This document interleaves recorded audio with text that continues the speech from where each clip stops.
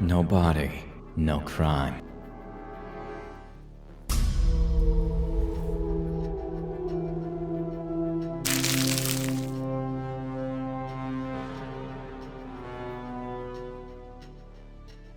In a 40-gallon drum in 1949, a human being was meant to be erased from existence. Concentrated sulfuric acid is a patient and terrifying killer.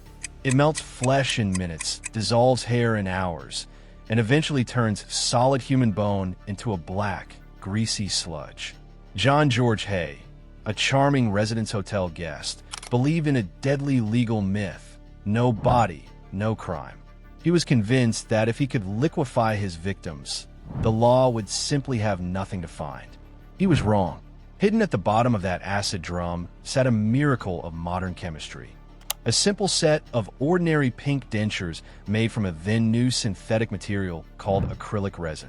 While the woman who wore them was reduced to mud, this plastic refused to dissolve. Today, we step behind the forbidden doors of the Black Museum to examine the acid bath illusion, and a single set of teeth that became the only witness to survive a monster. Our story begins in post-war London, 1949.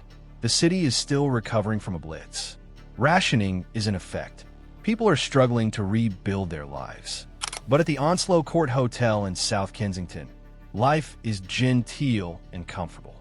This is a residence hotel for the well-to-do, mostly elderly widows and retired professionals who can afford a quiet, respectable life. Among them is John George Hay, a 39-year-old man who dresses impeccably in tailored suits and always has a kind word for the staff. He's charming, polite, and always willing to help. He drives a nice car, claims to be an engineer, and seems to live off investments. The other residents adore him. One of those residents is Mrs. Olive Deacon, a 69-year-old widow with a sharp mind and a keen interest in business. She has an idea for a new invention: artificial fingernails that could be mass-produced and sold to women across Britain. It's a clever idea, ahead of its time. She mentions it to Hay one evening over tea. He lights up with interest. He tells her he has a workshop in Crawley, just outside London, where he conducts experiments and manufactures small inventions. He offers to help her develop a prototype. She's delighted. They arrange to meet on February 18th, 1949. Hay picks her up in his car and drives her to Crawley. The workshop is not what she expected. It's a small, grimy industrial shed tucked away in a quiet area. There's no laboratory, no workbenches with blueprints, just a dank room with a large metal drum, a rubber apron hanging on a hook, and a gas mask. Before she can question anything, Hay shoots her in the back of the neck with a revolver. She dies instantly. Hay is calm. He's done this before, 8 times, in fact, though police will only ever prove 6. He dons the rubber apron and gas mask. He drags her body to the 40-gallon drum and tips it inside. Then he opens the tap on a carboy of concentrated sulfuric acid and pours it over her. The reaction is immediate. The acid begins to eat through flesh, fabric, and bone. Hay closes the lid and leaves the drum to do its work. He returns to London, checks into the Onslow Court Hotel, and joins the other residents for dinner as if nothing has happened. Over the next 2 days, he returns to the workshop periodically to check the progress. The body is liquefying. The smell is unbearable, but Hay is unbothered. When the process is complete, he tips the black, greasy sludge onto the ground outside the shed. He hoses down the drum. He believes he has committed the perfect crime. But at the bottom of that drum, sitting in a pool of residual acid, are Mrs. Deacon's dentures, completely intact. When Mrs. Deacon fails to return to the hotel, her friend Constance Lane becomes concerned. She mentions it to Hay, who offers to accompany her to the police station to report her missing. It's a bold move, but Hay is confident. He believes that without a body, there can be no murder charge. At the Chelsea police station, Hay is cooperative, even helpful. But something about him makes Detective Sergeant Lambourne uneasy. Hay is too smooth, too eager to assist. Lambourne decides to run a background check.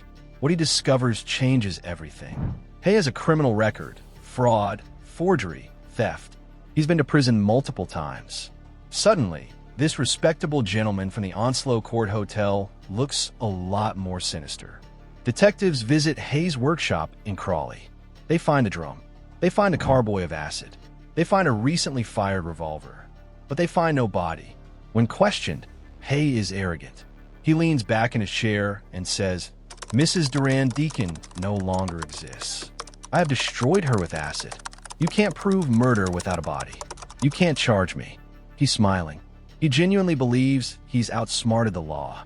But Scotland Yard calls in Dr. Keith Simpson, one of the most brilliant forensic pathologists in the world. Simpson arrives at the Crawley workshop with his assistant and a sieve. Outside the shed, where Hay poured the sludge, Simpson gets down on his hands and knees and begins to sift through 28 pounds of black, fatty mud.